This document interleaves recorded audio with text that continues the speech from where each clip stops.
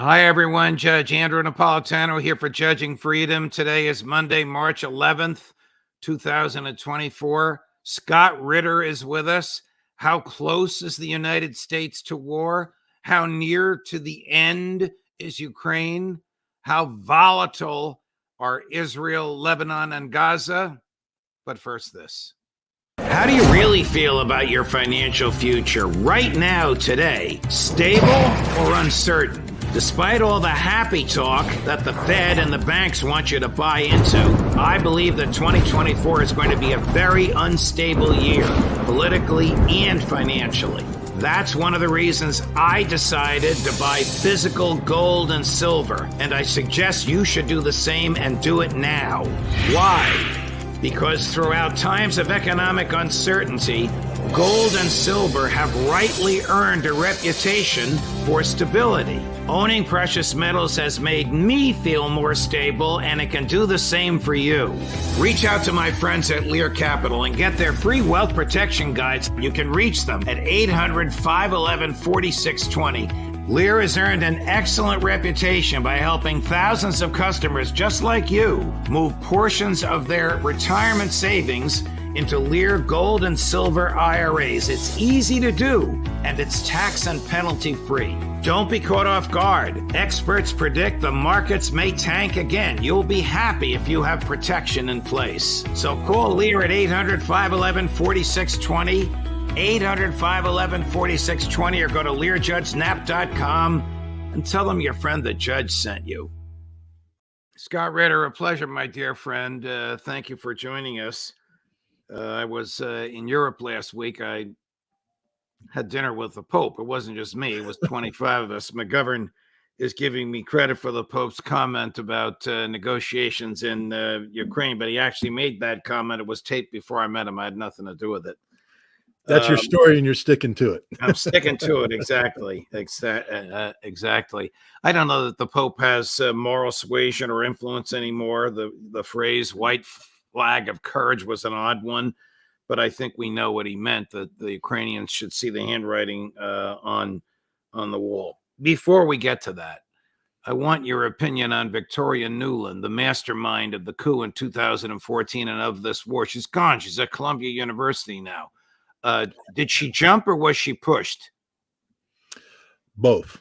That's my opinion. I mean, so far, it's what's amazing about this this story is that nobody's talking about it. I mean, normally when you have a resignation of this level, and this is a resignation. She quit. And the timing of it is, of course, problematic because she's the architect of this policy. This is Victoria Nuland's war. This is Victoria Nuland's strategy. And for her to be asked to resign or to resign under pressure means that this strategy is no longer the preferred strategy of the United States. And I think that's what happened here. I think Victoria Nuland, probably got ahead of herself, was trying to push this strategy too hard. If you recall, she went to Ukraine and promised that the money that was being held up in Congress would be released. And then based upon that promise, she entered into negotiations with the Ukrainians and with our French allies, our German allies, and others about policy issues that were predicated on this money being released. And of course, the money wasn't released. And now our allies were ahead of their skis, so to speak. And I think the Biden administration is instead saying, no, we're not going to double down.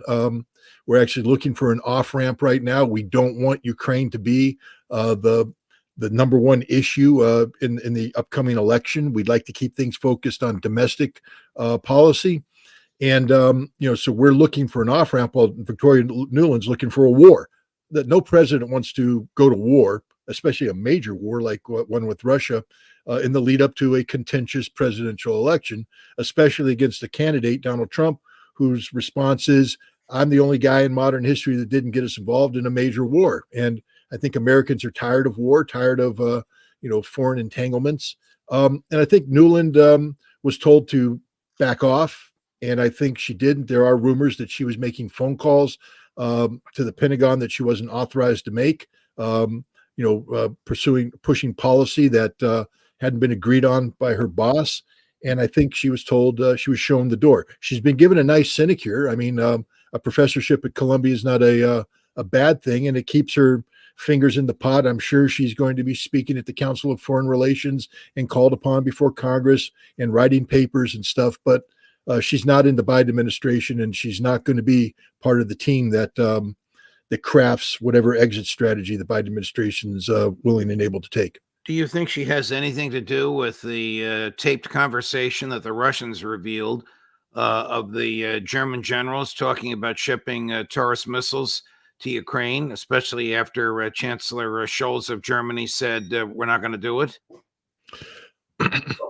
I think she has something to do with that policy. I actually think that the unless Victoria Nuland was the anonymous attendee in the conference that logged in and just sat there and no one paid attention to, I think that this is actually more likely a Russian hacker that then was controlled or volunteered this information to the Russian intelligence service, and then because no sources and methods were compromised, they turned it over to Margarita Simonyon. But there's no doubt that Victoria Nuland was the one that was pushing the Germans to be very aggressive on Taurus, telling them to go ahead and begin. Because remember, Pistorius, the defense minister, is telling his generals to lean forward, to prepare for this, even though Scholz said no. And I think Victoria Nuland was saying, don't worry, we got this. We'll get Scholz to bend. We'll take care of that. You just make sure that you're ready when the time's ready. And so they got ahead of it. And I think the Russians were aware of her conversation with the Germans, and they knew that by leaking this information, they were going to put the Germans in an extraordinarily difficult position. And what do the Germans do now? Does Scholz get his way, or does the German defense minister get his way? Do the Germans begin sending troops surreptitiously to Ukraine, as the French and British and Americans have? Well, it's interesting. The leader of the CDU, which is an opposition party, I think it's the Christian Democratic Union, is out making very, very warlike speeches, talking about the absolute necessity for the Taurus, and he's gunning for Scholz's seat. So now, we're down to politics, where Scholz is going to have to make a decision. Does he gain more politically standing up and doing what he's doing to avoid a war? Is there enough, will amongst the German people to stay out of a war, or is he going to have to cave and be the guy that brought Taurus to Ukraine and thereby take away a major talking point from his political opposition? We're down to domestic German politics, and it's really up to what the will of the German people are. And I think right now they're pretty much evenly split on the issue. Alistair Crook argues that Western leadership, or leadership in Western Europe, is in a state of panic, that they don't know what to do. Do you agree with that? Controlled panic, but here I would also say furious panic. And what I mean by that is, let's keep in mind that France, Macron was a guy that before this invasion, and even right after the invasion, said, look, we don't want Europe to be caught to become the battleground between the United States and Russia. We don't want to be the battleground between two superpowers, and we Europe need to be looking for a new European security policy, a new framework, a new alliance that doesn't include the United States, that puts Europe first. And Scholz was the guy who was saying, we don't mind receiving this Nord Stream oil. We understand it's a problem with the United States, but this cheap energy, this cheap gas, this cheap oil is making our economy the strongest in Europe, and we're not unhappy with that. We'd like to stay on this path. And yet today it's France and Germany that are leaning forward together with Great Britain the most aggressively. And the reason why is Victoria Nuland. Victoria Nuland went in there and put the pressure on. Now, when she initially put the pressure on, she was doing the Biden administration's bidding. Remember the counteroffensive and the need after the counteroffensive to renew Ukraine's military capacity with these new longer range weapons. She was doing her job. But it's the Biden administration that made the determination, especially after Congress showed that it wasn't going to budge on funding, that they needed an off-ramp, that this, to go away the way they're going right now, talking big but not having anything to back it up was just going to lead to absolute calamity in Ukraine. And so they backed off. Nuland was abandoned, released, and now you have Macron and Scholz embarrassed. And it's Macron who's hugely embarrassed by this. He is humiliated by this. The United States has left him hanging. And that's why he's saying things designed to create the perception of a strong France, that France will go it alone. France will send troops.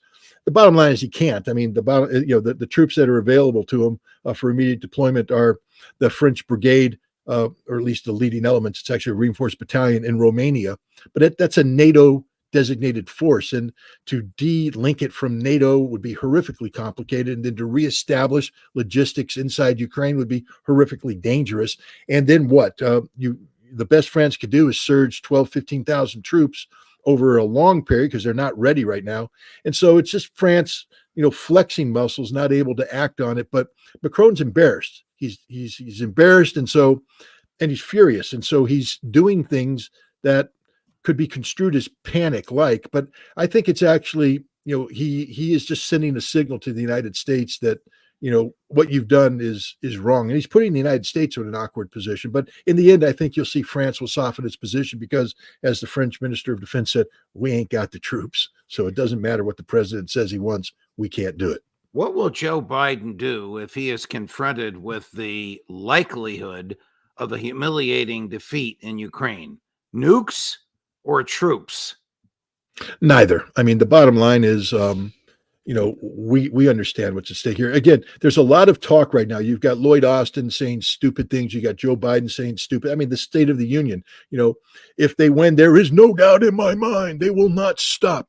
Yeah, he knows they're not going to go. He knows. I know he knows because I know the kind of intelligence he's receiving right now. So he knows that the Russians are making no move. The Pentagon's saying there's no massive logistical buildup. A move into Poland, a move into the Baltics would require Russia to mobilize another million and a half men. There would be huge detectable logistics preparations for this. None of that's happening right now. So Biden knows what the truth is, but he's playing a political game right now. He's trying to stir up the population and create a contrast between him and, of course, the presumptive Republican nominee, Donald Trump, who is going to hit the campaign trail saying things like NATO is outdated. Maybe America's better off not being a part of NATO.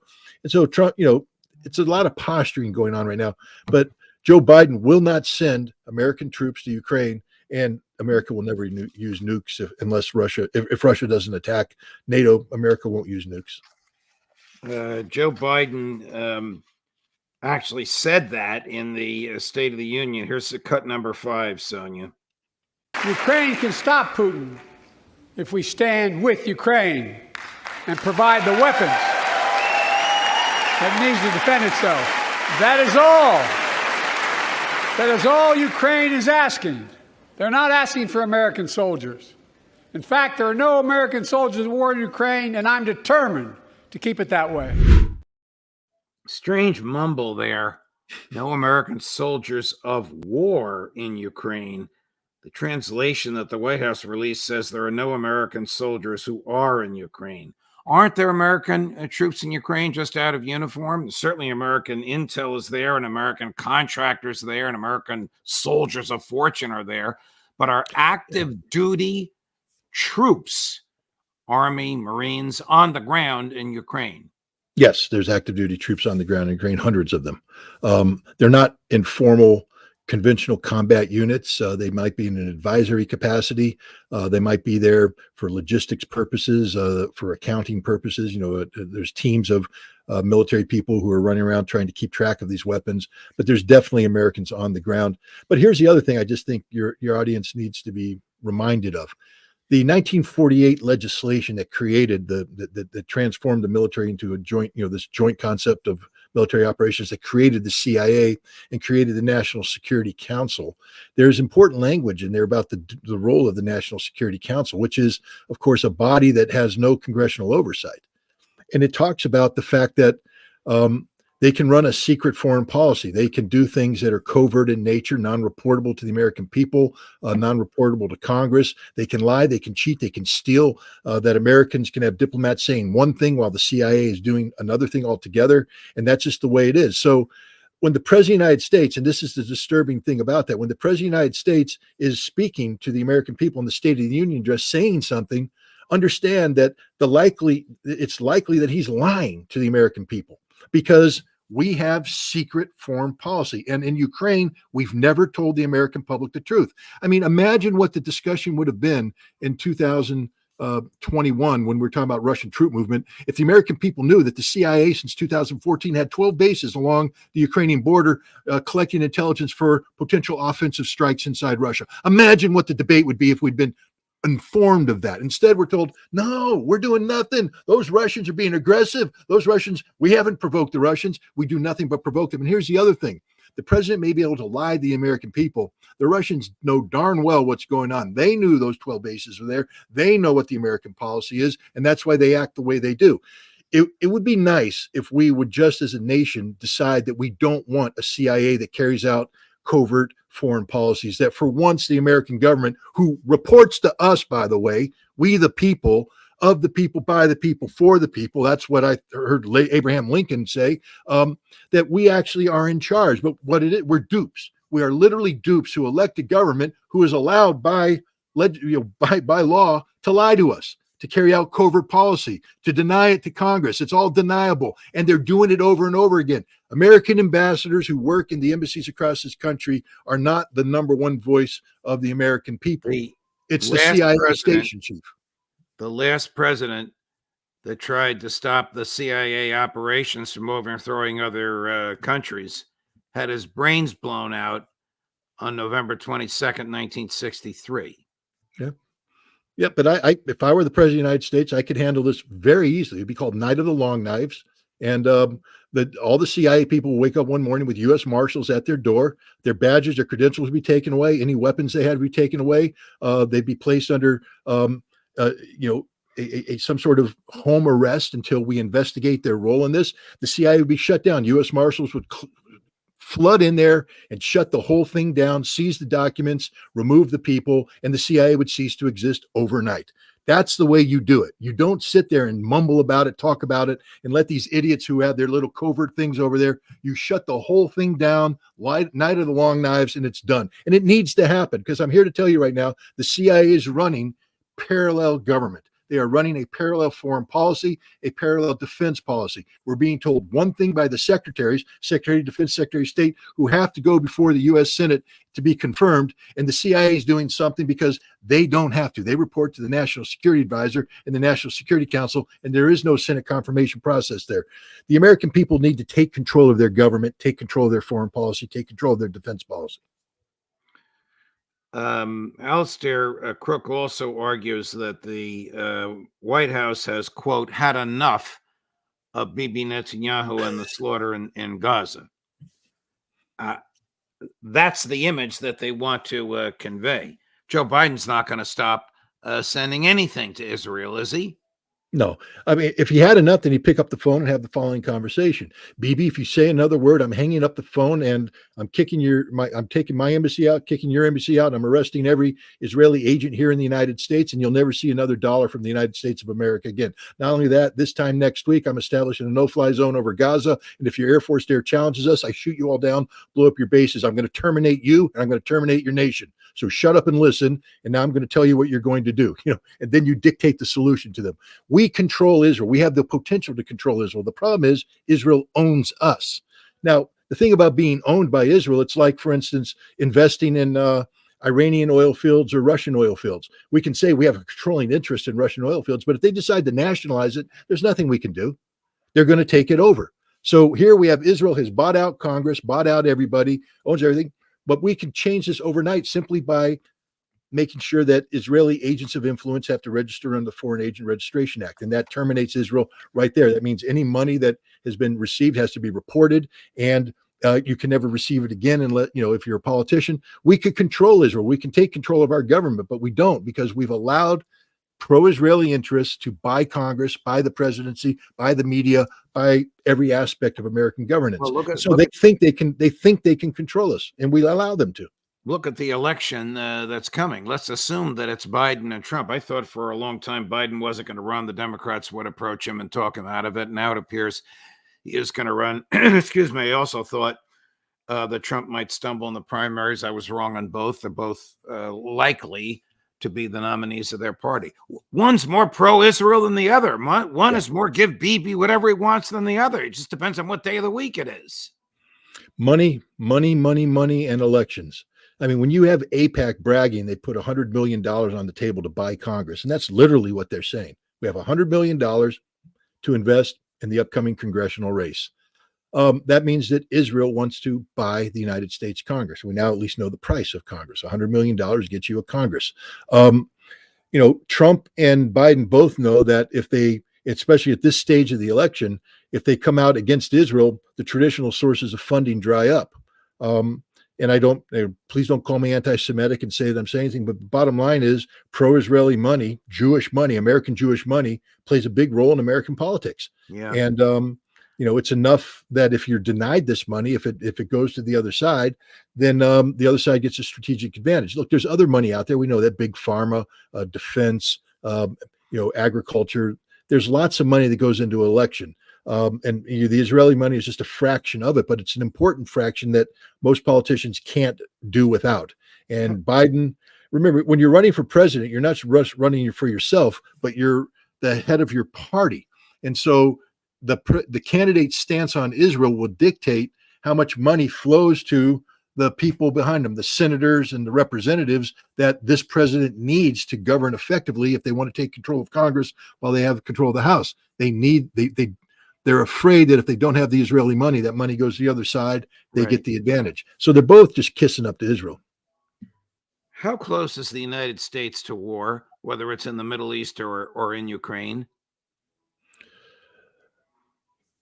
We have the president saying all the right things about trying to avoid a conflict. And under normal conditions, I would say, okay, I trust him on that. But what happens if is the problem?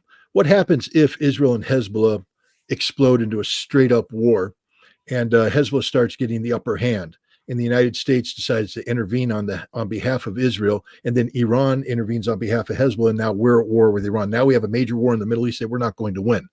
What happens if Macron decides that, even though that he's going to call Putin's bluff, that he's going to put 4 Rafale fighters at Ivano-Frankivsk airfield, back them up with Mamba air defense, and then put a brigade into Odessa to sit there at Odessa. And he's not going to attack the Russians. He's going to put the brigade in as a screening force, like a tripwire, with air defense and aircraft covering it. And Putin says, why'd you do that? And he kills them all. And now France is screaming bloody murder, and the president who said that NATO is a sacred obligation now has to do something, and next thing you know, we're at war with Russia, and that's the end of the world. So we're in a situation where we may not want to go to war, but we've created policy conditions where we may be dragged into the war. And I'm really concerned about Ukraine right now because there seems to be an indifference on the part of the American people about what the consequences of war with Russia would be. I mean, you have people being dismissive of Russia's nuclear deterrence. They're just bluffing, they say. Russia doesn't bluff. They're not bluffing. And we are really at risk. If NATO wants to get involved, this thing will spiral out of control rapidly. And then the American people wake up the next morning and it's over. I mean, there's nuclear explosions going off and you're wondering, how the heck did this happen? Well, it's happening because you're not holding your government to account right now. You're not picking up the phone saying, I don't want to die in a nuclear holocaust. Let's stop this nonsense in Ukraine. Let's bring this under control. I, again, advise all Americans to call their congressman and just ask the following question. Why isn't Tony Blinken talking to Ambassador Anatoly Antonov at the Russian embassy to jumpstart arms control? Why haven't they engaged with Major General Yevgeny Babkin, the defense attaché, to talk about military-on-military discussions, to create confidence-building measures to keep the conflict low? Why aren't we talking to these important Russians? Why are we keeping them in the dark, silent, ignoring them? Right now is the time to talk. Right now is the time to hear what they have to say, to begin a dialogue that could lead us away from this path towards war. Because by not talking to them, we become ignorant about Russia, and ignorance breeds fear.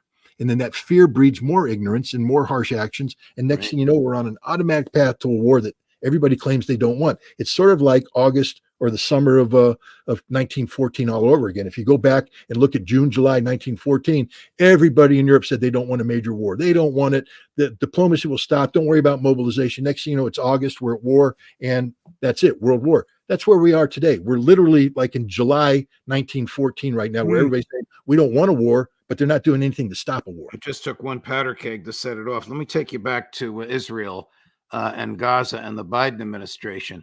How absurd and even counterproductive, maybe even catastrophic, was it for the Biden administration to invite Benny Gantz and then feign surprise when he came across like Netanyahu with a nicer personality, but he basically said the same thing in terms of how the IDF would be slaughtering Gazans if he became the prime minister. I should be surprised. I mean, again, it's the job of American diplomats and the American military, the attachés, to meet these people, have continuous contact with these people, and then write reporting back to their superiors about these people and where they stand on these issues. And then this reporting is used to create briefing papers that, should be put in front of the president. Say, if Benny Gantz comes, this is what we anticipate him to say. But I think right now that we're tolerating a situation where the Israelis stop talking to us and deny us that flow of information. The ambassador to Israel, the CIA station chief, the heads of American military missions should be pounding on the door, demanding access to talk, and American support should be conditional upon this kind of dialogue, because you can't have a situation where an American president doesn't know what's going to be said to him by somebody coming in. Presidents don't engage in guesswork. They don't have surprise meetings. When a president meets with somebody, the agenda has already been laid out. They are simply putting the finishing touches on it. So the fact that Gantz came in and surprised the president shows you how unprepared the Biden administration is on this issue. And how they really accomplished nothing other than irritating Netanyahu, whom they fear because he controls them, as you and all of our other guests who are knowledgeable of this have pointed out. But why do you think the New York Times last week ran a piece about Biden and his courage in confronting what they thought was a serious nuclear threat from the Russians in 2022? I mean, this is almost a joke. It's the dumbest article in the history of dumb articles. First of all, if you read the article, it admits down the road that there's no evidence of a Russian nuclear threat, that the U.S. government has no evidence that there's a Russian nuclear threat, that we monitored Russia's nuclear capabilities, and there's nothing, no indication, no senior people talking, no military people talking, nothing. What it comes from is the chattering class. Judge, what would happen if we went around to all the podcasts that are out there in the United States and we picked, the most firebrand ones? People are saying America should nuke Russia first. And we took all that and then we put that together and said, there are voices in America that are encouraging a preemptive nuclear strike against Russia. And then we presented it to the president as intelligence. That's what happened here. Basically, you have, again, I come back to the fact that we're not talking to ambassadors, we're not talking to defense attachés, we're not talking to diplomats. We have we have no connectivity with the Russians. As a result, analysts like me, who should be assessing reports coming in from all the contacts that are having, are instead grasping at straws. And we have people in the White House saying, what's going on? What's going on? And so we watch, the radical Russian talk shows, and they have very radical Russian talk shows where former, military people, former diplomats, things of that nature get on there.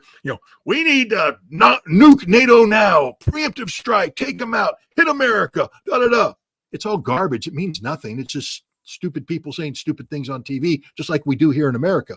But instead, the intelligence analyst is taking the transcript of that, then pulling these statements, pulling them together and saying, there's a pattern here. We have a pattern of Russians acting crazy on Russian TV. So what? There's a pattern of Americans acting crazy on American TV too. That doesn't make it intelligence. It makes it entertainment, which is what's going on in Russia as well. It's not, these people aren't policymakers. They have no influence on policy.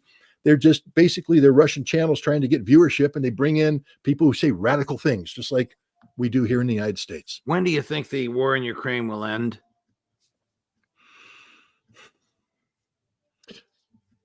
let's look at it this way. The Battle of Avdiivka was of extreme importance, and a lot of people, are trying to downplay it. But the fact is, it was the last defensible position of the Ukrainians in the Donbass region. By breaking through at Avdiivka, there's no prepared defense line to stop the Russians. So the Russians are advancing inexorably. And so what has happened is General Sertsy, the new commander, he's taken the last of the Ukrainian reserves, including the brigade that had the Abrams tanks, and he's throwing them in to try and stop the Russians. So they're launching these counterattacks to try and stop the Russians.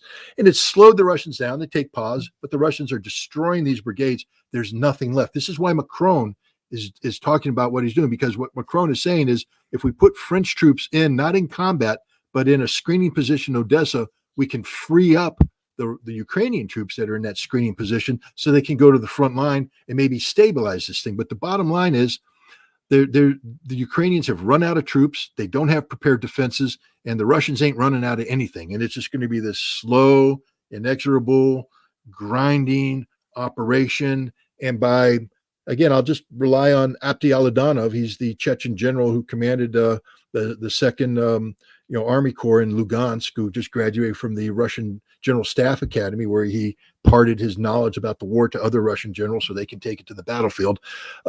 He gave an interview recently where he said that he expects dramatic changes in the battlefield situation by May.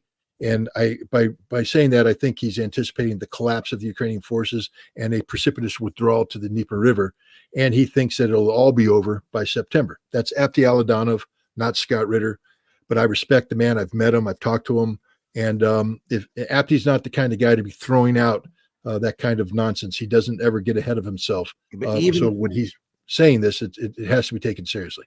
Even if Mike Johnson, the Speaker of the House, caves, as he probably will, they all do, and the war party in the House, which is 90% of both parties, votes in favor of this $61 billion going over there, what good is it going to do them if they don't have the manpower?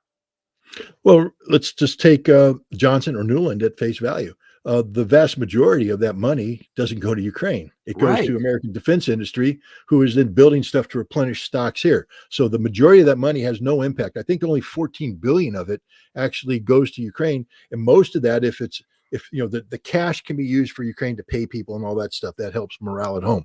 But in terms of equipment and everything, it still has to go through a procurement chain. And this is why the Pentagon is saying that they don't expect any counteroffensive to be able to happen of Ukraine until late 2024, 2025, because it's going to take that much time for stuff to flow in. But now you ask the magic question.